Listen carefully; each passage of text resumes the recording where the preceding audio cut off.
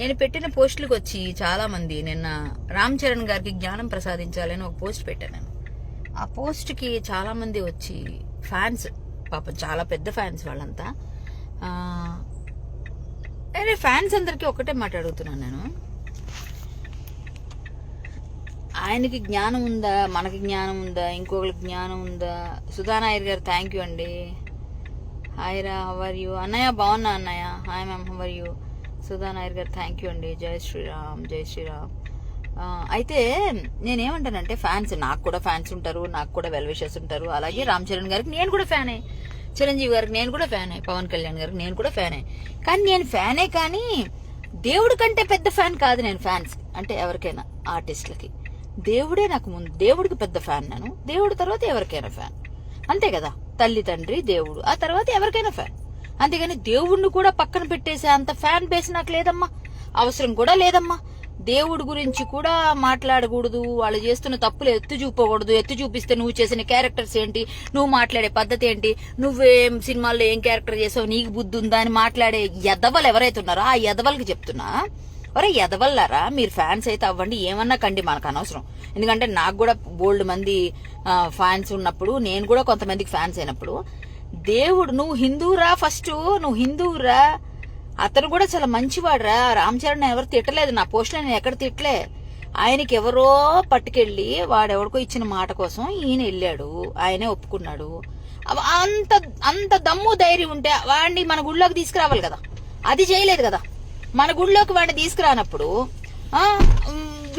ఇతను వెళ్లి అక్కడ మొక్కాడు. చాలా మంది పాపం చాలా కోసేసుకొని చించేసుకొని ఓవర్ స్వామి దగ్గరికి అందరు వెళ్తున్నారు. అయ్యప్పలు ఓవర్ స్వామి దగ్గరికి వెళ్ళినప్పుడు ఏం కళ్ళు మూసుకున్నావు, ఏం పీకుతున్నావు అని అడిగారే.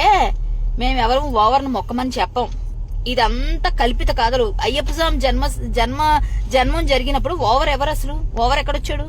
ఓవర్ కథ ఉందా? కల్పితాలు కథలన్నీ మనం తీసుకొని బీబీ నాంచారు గురించి ఒక దగ్గర చెప్తారు, ఇంకో దర్గాలో ఏమో శివలింగం ఉన్న దగ్గర ఏమో దర్గాను కడతారు, ఇంకో దగ్గర ఇంకోటి చేస్తారు, ఇంకో దగ్గర ఇంకోటి చేస్తారు, ఆ పండగ అంటారు, ఈ పండగ అంటారు. ఇవన్నీ మనకి సిగ్గులేని సెక్యులర్స్ కి అందరికి వెళ్ళి చేసుకునేది ఇదంతా. అర్థమైందా? నేనేం ఓవర్న మొక్కమని ఎప్పుడు చెప్పలేదు, ఎక్కడ ప్రమోట్ చేయం మనం. మనకు తెలిసిన తర్వాత, మనకు తెలియనప్పుడు, జ్ఞానం లేనప్పుడు మనం కూడా వెళ్ళుంటాం దర్గాల వైపు, మనం కూడా చేస్తుంటాం. ఎందుకంటే తెలియనప్పుడు, తెలిసిన తర్వాత కూడా మారకపోతే మనం మనుషులం కాదు కదా. కనీసం వాళ్ళకున్న నియమ నిబద్ధత మనకు లేకపోతే ఎట్లరా? కొంచెమైనా ఆలోచన లేదా ఎవరికి? కనీసం ఆలోచన లేదా? వెళ్ళడం వెళ్ళకపోవడం అది మాలలో ఉన్నప్పుడు ఒక దగ్గరికి వెళ్లి బొట్టు కూడా పెట్టుకోకుండా కొన్ని పనులు చేస్తున్నారు. ఇంకెవరో పెట్టారు ఆ కామెంట్స్ లో, యోగీజీ దర్గాకి వెళ్లిన ఫోటో. ఎస్, ఆయన ముఖ్యమంత్రి, ఆయన ఒక పొజిషన్ లో ఉన్నారు. అతను అన్ని మతాల్ని, అన్ని ధర్మాల్ని, అన్నిటినీ పాటించాల్సిన పరిస్థితి వస్తుంది. ఆయనకంటూ ఒక నియమం ఉంటుంది. ఆయన ఒక పద్ధతిలో, నియమంతో ఆయన ఏదో కట్టుబడి బ్రతుకుతూ ఉన్నాడు. ఒక సన్యాసిగా బ్రతుకుతున్నాడు. ఎలాగో ఉన్నాడు. ఆయన ఉన్నప్పుడు ఆయన అందరికీ న్యాయం చేయాలని మా దగ్గరకు వచ్చి మాకు ఒకసారి కనిపించాలి అన్నప్పుడు వెళతాడు. ఆయన వెళ్ళాడు, కానీ టోపీలు పెట్టుకోలేదు కదా. వాళ్ళు పెడితే టోపీ పెట్టుకోలేదు కదా. మనమేమో టోపీలకి వెళ్తాం, ఇఫ్తార్ విందులు తింటాం, అవి చేస్తాం, ఇవి చేస్తాం. వాళ్ళెవరు మన వరకు చేంజ్ చేయరు. అది మనకి లేని బుద్ధి. మనం మాట్లాడుకుంటుంటే ఈ ఫ్యాన్స్ అందరికి ఎక్కడ లేని పొడుచుకొచ్చేస్తుందయ్యా, ఎక్కడ లేనివని వచ్చేస్తున్నాయి. ధర్మం గురించి మాట్లాడే దమ్ము ఒక్కడికి లేదు. మళ్ళీ ధర్మం గురించి పనిచేసే పని ఒక్కడికి లేదు ముందు. కానీ వచ్చేసి ఫుల్ గా ఎవరినైతే వాళ్ళని ఏది పడితే అది మాట్లాడడానికి మాత్రం రెడీ అయిపోతారు. అందరూ మొత్తం రెడీ అయిపోతారు టోటల్ గా. నా క్యారెక్టర్స్ ఏం చేశానో మీకు కావాలి, నేను ఎక్కడెక్కడ ఏం చేశానో కావాలి, ఎప్పుడు ఏం చేశానో కావాలి. రామ్ చరణ్కి నేను ఫ్యాన్ కదా, ఏంటి మన ఏమంటారు, చిరంజీవి గారికి నేను ఫ్యాన్ కదా, పవన్ కళ్యాణ్ గారికి నేను ఫ్యాన్ కదా. ఫ్యాన్నే, కానీ నేను పెద్ద ఫ్యాన్ ఎవరికంటే నా స్వామికి, నా దేవుడికి, నా ధర్మానికి, నా హిందుత్వానికి, నా యొక్క ఏదైతే నా దేశం కోసం, ధర్మం కోసం పనిచేసే పెద్ద పెద్ద మహానుభావులు ఎవరైతే ప్రాణత్యాగాలు చేశారో వాళ్ళకి ఫ్యాన్ నేను. ఆ తరువాత నేను హీరోలకి ఫ్యాన్. అంతేగాని తల్లి తండ్రులు ఇచ్చిన డబ్బులన్నీ తీసుకెళ్లి హీరోల మీద పువ్వులు జల్లి, లేకపోతే వాళ్ళ కోసం పెద్ద పెద్ద ఏమంటారు పేపర్లు చింపేసి, థియేటర్లో బట్టలు చింపేసుకొని, ఇట్లాంటి ఫ్యాన్ కాదు నేను. తల్లిదండ్రులని ఏడిపించేసి, డబ్బులు తీసుకొచ్చేసి, వాళ్ళ పుట్టినరోజులు పాలాభిషేకాలు చేసే ఫ్యాన్ కాదు నేను. అర్థమైందా? నేను చేయాల్సింది ఏంటో నేను అది చేస్తా. నేను నా ధర్మం కోసం, నా దేశం కోసం, నా గోవుల్ని రక్షించడంలో నేను ఫ్యాన్ గా ఫీల్ అవుతా. గోమాతల్ని ఎవరైతే రక్షిస్తారో వాళ్ళకి నేను ఫ్యాన్ అవుతా. అర్థమైందా? నేను అది చేస్తా. ఎవరైనా ఏదైనా డౌట్ ఉంటే నా దగ్గరకు వచ్చి మాట్లాడండి రా, మీకు దమ్ము ధైర్యం ఉంటే. అర్థమైందా? డైరెక్ట్ గా వచ్చి మాట్లాడండి. నేను రామ్ చరణ్ తో ఉన్న ఫోటోలు షేర్ చేయమంటారా? నేను ఫ్యాన్ అవగా తెలుస్తుంది. ఆయన విగ్రహాలు పట్టుకుని రామ పరివారాన్ని తీసుకొని విమానం మీద వెళుతున్నప్పుడు కూడా పూజలు చేసుకుంటాడంటే సూపర్ అని పోస్టులు పెట్టిందని నేనే.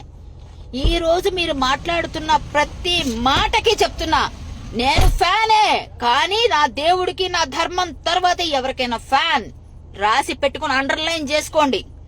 నా తల్లి తండ్రిని, నా గురువులు, దైవాన్ని, నా ధర్మాన్ని నేను పాటించే వాళ్ళందరికీ నేను ఫ్యాన్.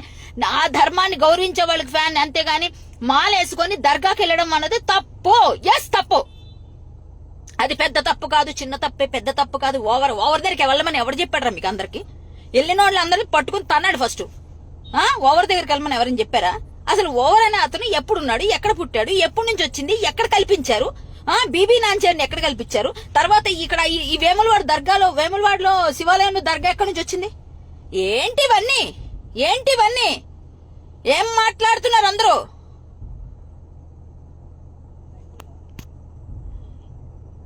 ఎవడరా నువ్వు? సొల్లో ఆపు, ఇండస్ట్రీ లేకపోతే నువ్వెవరికి తెలియదా? నువ్వెవడరా అసలు? నువ్వెవడరా చెత్త ఎద్దబ్బా? నువ్వెవడరా అసలు? ఇండస్ట్రీ లేకపోతే నేను తెలియదు అన్నావు కదా. ఇండస్ట్రీ లేక ముందు నుంచి కూడా, ఇండస్ట్రీకి రాక ముందు నుంచి కూడా నేను సెలబ్రిటీనే రా. కావాలంటే వెళ్ళి ఎంక్వైరీ చేసుకో. 4 times నేషనల్ గోల్డ్ మెడల్ రా నేను. కరాటే బ్లాక్ బెల్ట్ నేను. అర్థమైందా? నేషనల్స్ ఆడి వచ్చాను, అప్పుడే నేను సెలబ్రిటీని. అర్థమైందా?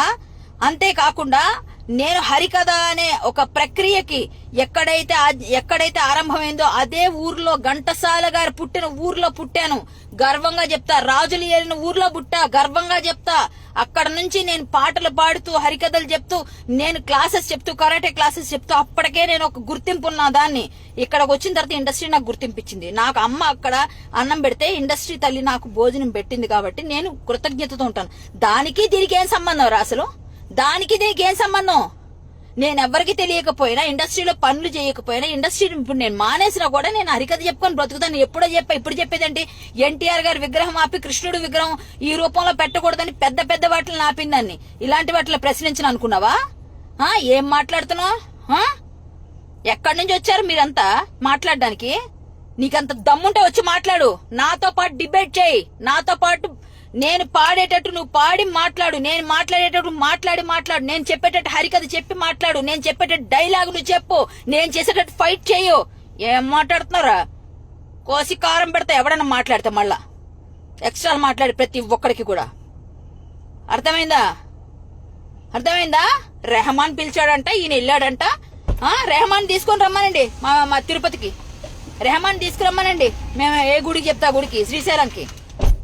రెహమాన్ ఏమో ఎప్పుడో వాళ్ళ అమ్మ ముస్లిం కాబట్టి మారిపోయాడు అనుకుందాం. ఓకే, దిలీప్ నుంచి మారిపోయాడు ఆయన. వాళ్ళ ఫాదర్ వెళ్ళిపోయిన తర్వాత స్టోరీలు ఎవరికి తెలియవా? తెలుసు కదా. తర్వాత అతను ఎవరినో అమ్మాయిని పెళ్లి చేసుకున్నాడు. పెళ్లి చేసుకున్న తర్వాత ఆయన ఏదో, ఇప్పుడు ఆయన ఎవరు? తండ్రి ఎవరైతే అదే కదా వస్తుంది మనకి. తండ్రి హిందూ, సో దిలీప్ ఆయన తర్వాత రెహమాన్ అయ్యాడు. సరే, ఆయనకున్న నిబద్ధత మనకు లేదే? రామ్ చరణ్కి ఎందుకు లేదు? మాటిస్తే వెళ్ళిపోతారా మాల్లో ఉండి అని అడిగారు. అడిగిన వాళ్ళందరి మీద ట్రోల్ చేస్తున్నారని మాట్లాడుతున్నారు. ఇప్పుడు నేనేదో పోస్ట్, నేను కామ్గా అతన్ని ఒక్క మాట కూడా అనలేదు. జ్ఞానం ప్రసాదించాలి అంటే తెలుసుకోవాలి అన్న మాటకి మీకు ఫ్యాన్స్ అందరికి పొడుచుకొచ్చింది. ఏంటి ఫ్యాన్స్ కి పొడుచుకొచ్చింది? నేను ఆ ఫ్యాన్ లోనే ఉన్నాను. కానీ నువ్వు తెలుసుకోవాల్సింది ఏంటంటే, నువ్వు హిందువువి, నీ ధర్మం కోసం నువ్వు పని చేస్తున్నావా లేదా? నీ ఇప్పుడు ఫ్యాన్స్ అని చెప్పేసి మీరంతా పెద్ద కటౌట్లు కట్టి పెద్ద పాలాభిషేకాలు చేయడానికి డబ్బులు ఇంట్లో వాళ్ళు కూడా కష్టపడి తీసుకుంటారే మీరు. అప్పుడు ఆ డబ్బులన్నీ ఇంట్లో ఎంత ఇబ్బంది పడి ఇచ్చినా సరే, మా ఫ్యాన్స్ మేము ఇది అని చీరలు కట్టేసుకుని, చీరలు చింపేసుకొని, బట్టలు చింపేసుకొని, మళ్ళీ ఏమంటారు, వాళ్ళు వేసుకున్నట్లాంటి డ్రెస్సులు కొనేసుకోవడానికి ఇంట్లో వాళ్ళు ఇబ్బందులు పెట్టిన వాళ్ళు ఎంతమంది ఉంటారు? ఇవన్నీ చేయమని అని చెప్పారు నీకు ఎవరన్నా? ఇదే పనిలో పని. అక్కడ ఆవులు వెళ్ళిపోతున్నాయిరా, ఆవులు తరలిపోతున్నాయిరా. వెళ్ళి ఒక్కరోజు నిలబడ్డావరా? అర్ధరాత్రి వెళ్ళి నిలబడ్డావరా? వెళ్ళి నిలబడి ఒక్కసారి ఒక్క 2 ఆవులు కాపాడావరా నువ్వు వెళ్ళి ఎప్పుడైనా? ఒక్కసారి అక్కడ తిండి తిప్పలు లేక పూజారులు ఇబ్బందులు పడుతున్న వాళ్ళు చాలా మంది ఉన్నారు. వాళ్ళకి ఎప్పుడైనా వెళ్ళి గ్రాసం ఇచ్చావరా నువ్వు? నీ హీరో కోసం బట్టలు చింపుకుంటావా, గుడ్డలు చింపుకుంటావా? ఎవరైనా మాట్లాడితేనేమో ఇలా మా మీద కామెంట్స్ పెడతారు, ఇట్లా పిచ్చి పిచ్చిగా మాట్లాడతారు. నేను ఎందుకు రావట్లేదు తెలుసా లైవ్లకి? ఎందుకు రావట్లేదు తెలుసా పోస్టులకి? ఇలా అసలు ఎవడేం చేసినా ఎవడేమనుకున్నా కూడా నాకు పట్టించుకోవాల్సిన అవసరమే నాకు లేదు. అర్థమైందా? నాకు పట్టించుకోవాల్సిన అవసరమే అసలు లేదు నాకు.